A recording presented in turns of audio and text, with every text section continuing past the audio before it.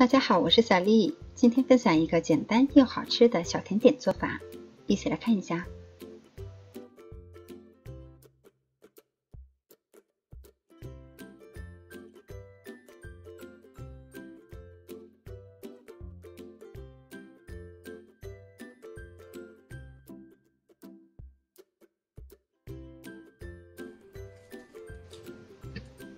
先把鸡蛋打入碗中，如果做的少的话，1颗鸡蛋就够了。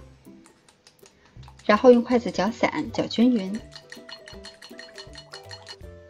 准备一块吐司面包，我们把边缘切掉。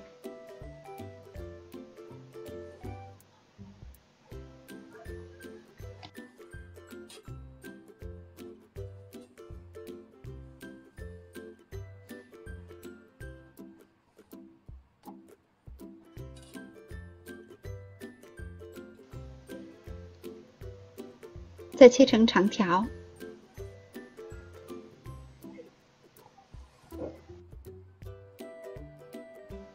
最后切成3厘米左右的4方块。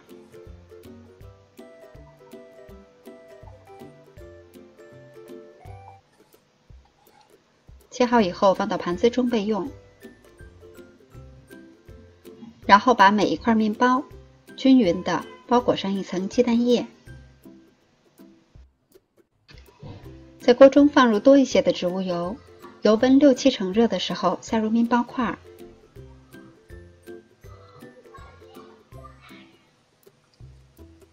要一直保持最小火，慢慢的炸。在炸制的过程中要勤翻动，这样才会受热更均匀。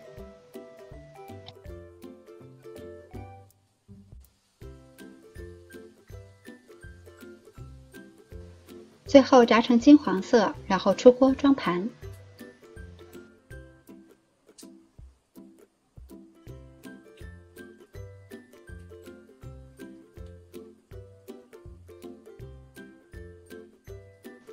我们在吃之前，上面再撒上一层炼乳，这样一道非常简单又好吃的小点心就做好了。